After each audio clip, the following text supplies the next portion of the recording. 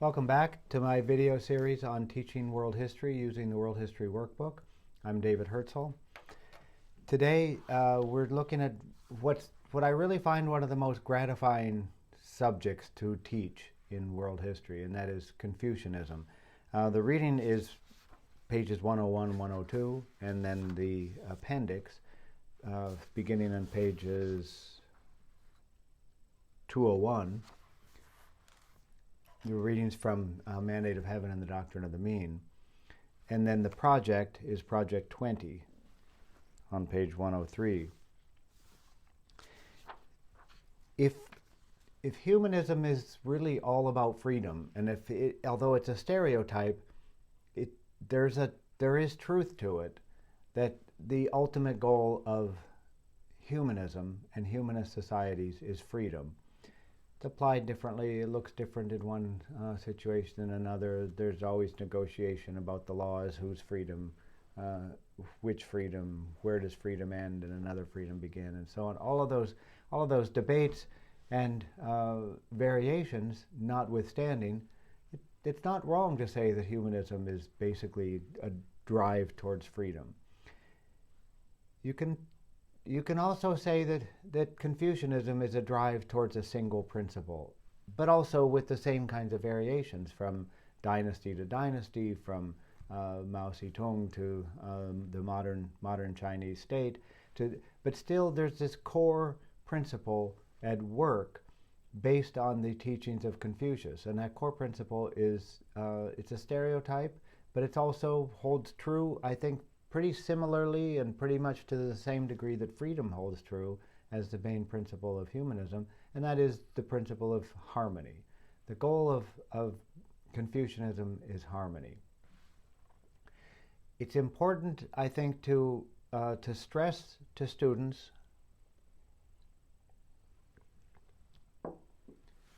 that while this is complex, and historically, it's very complex, and there are many different ways to interpret these kinds of things. There is still a constant. There's a constant underlying assertion of the importance of harmony, and that harmony represents not just harmony for the individual, but that harmony, it represents harmony for society, and harmony with the family, and harmony with the government, and the king must be in harmony with the people, and all of those are in harmony with nature. That the goal of harmony is harmony for across the board, so to speak. It's harmony for everybody and everything. This becomes clear in the documents. When they discuss disharmony, when disharmony comes, it comes to nature. In fact, it comes through nature. It's asserted through nature. The three basic principles of humanism, freedom, individuality, and reason, are not really stressed in Confucianism. But that doesn't mean that they don't exist. In the same way that one couldn't really argue that a goal of harmony, cooperation, is not existent in humanism. It is. So these are different. They're very interesting in the ways that they contrast, but they're not as pure as they are sometimes claimed to be. So I think the best entry into explaining Confucianism and understanding Confucianism is conveniently to look at the primary source. And there are two primary sources, the Doctrine of the Mean and the Mandate of Heaven. And the Doctrine of the Mean on page 201 opens with this one sentence that I think really opens up the door to discussions about Confucianism that really make it very simple, and maybe simplified, but simplified isn't so bad, because simplified is an access. We get an accurate but simple description of this teaching and these principles, then I think that's an opportunity for students to then look further into the details.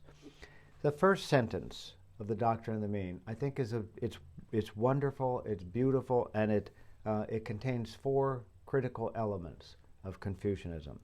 It reads, "What heaven has conferred is called the nature, and in accordance with this nature is called the path of duty. The regulation of this path is called instruction. So there's four essential elements of Confucianism: heaven, nature, path, and instruction. I think encompass the whole principle. Heaven, the first one, of course, is the harmony itself. It's the source of the harmony. It's the goal of the harmony. It's a description of the whole of the natural universe, which is naturally in harmony. It's in balance. It's a yin and a yang, a black and a white, a male and a female. All of those things that are that make nature function harmoniously and logically and rationally. That's heaven.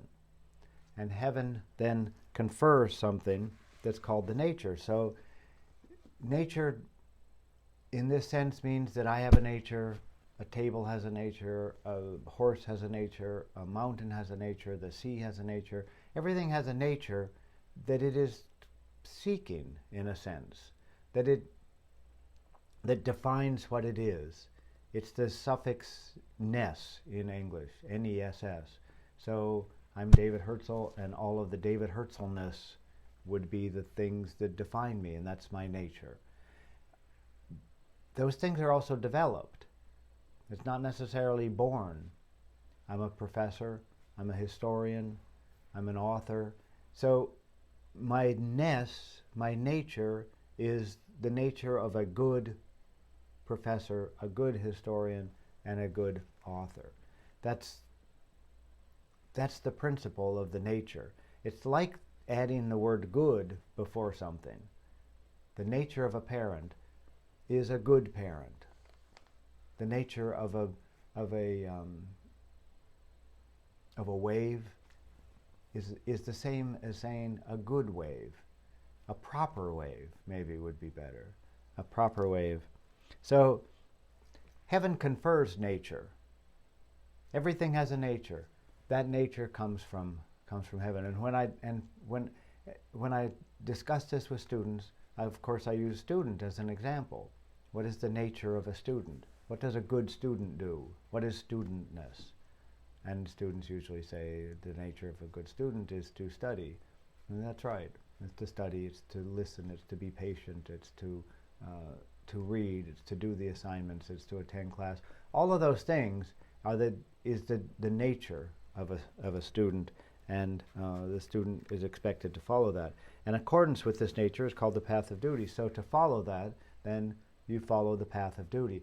Path I think is a magnificent vehicle to contrast humanism with Confucianism, which is part of this lesson. One thing that we do is we learn a lot about humanism by looking at Confucianism, and a lot about Confucianism by looking at humanism, which is the nature of a contrast and comparison method that historians are so fond of. Because in humanism, and in fact, I hear this quite often. People say, follow your path, stay on your path, forge your own path. She's breaking new ground and treading new waters, and make your own path. Those are all humanist declarations. That a path is your path. Each person gets a path, and that's your path, and you stay on that path. But you make that path yourself. Not in Confucianism. Not at all. Just the opposite. Confucianism has this beautiful passage in this the second paragraph. The path may not be left for an instant. If it could be left, it would not be the path. In humanism, and I ask my students this, what do people say about getting off of the path? And students say, well, you're supposed to. Well, that's a good thing. Well, people want you to get off the path. Well, that's freedom. And that's true. My students are being good students in that sense. But not in Confucianism. In Confucianism, if you leave the path, it's not a path. It's eminently logical. It's a statement of harmony. You don't create disharmony by destroying what's beyond the path, by getting off of the path that's already tread, that's established for you to match your nature. the nature of who you are and what you do, you stay on that path. You have a path, you follow the path, and then there will be harmony with the others. But how do you know how to stay on the path? Well, there's two ways, according to these two documents. One is that there will be calamities sent from heaven if you get off of your path. Things will collapse, things will fall apart. Harmony will be replaced by disharmony. And not only disharmony internally for the individual, that's almost irrelevant. The disharmony will spread. It will spread from the one who left her path to those around her, to those she loves, to those who are subordinate to her, to those who are superior to her, and it will just continue to spread until crops are dying and storms are arriving. This is Confucianism. So, how do you know how to stay on the path? How do you regulate the path? It's instruction. Somebody will teach you and instruct you. So there's a preeminent respect for elders. Not necessarily just elders in the sense of people older, or elders in the sense of elders within a family community, or a community of relatives, or a tribal community, but elders in the sense of those who came before us. So if I want to be a good professor, and I do, I will look at good professors before me. They set the path. They're the ancients. They're the models. They're the good ones. That's Confucianism. There's another passage that I like to look at. The master said, "In archery we have something like the way of the superior man. When the archer misses the center of the target, he turns around and seeks for the cause of the failure in himself." This, on the face of it, this might appear to be pretty similar to humanism. Here's an individual, the individual is guilty, the individual is responsible. But it isn't exactly, I think, the right way to understand Confucianism. The archer looks for the problem or the error in himself because the archer is not in harmony with the shot the archer wants to take. The archer didn't take a bad shot. The archer took the wrong shot. The archer took a shot that was in harmony, but was in harmony with a shot that the archer didn't want, because the shot landed off of the mark that the archer at which the archer was aiming. So when the archer takes a shot, the archer needs to be in harmony with the wind and the gravity and the air and the fletching and the arrow and the string, and all of those things are following their nature. If the arrow is a little bit crooked, the arrow is following the nature of a crooked arrow. If the wind is a little bit strong, the arrow and the target and the bow and everything is following the nature according to the conditions, except the archer. And the archer is the one who needs to adjust to harmonize with the whole, W-H-O-L-E. And that's Confucianism. Harmony with the greater. That's the difference. In humanism, the individual defines the circumstance. The individual dominates nature. The individual forges her own path. The individual tells nature how to behave. In Confucianism, the individual gets in line and joins in with nature. I think another one wonderful passage is on page 201 in the Doctrine of the Mean, passage 13. When one cultivates to the utmost the principles of his nature and exercises them on the principle of reciprocity, he is not far from the path. What you do not like when done to yourself, do not do to others. This is a wonderful universal. You can also evaluate your fidelity to the path and to harmony by looking at yourself and seeing how you would feel if you were treated the way that you're treating somebody else.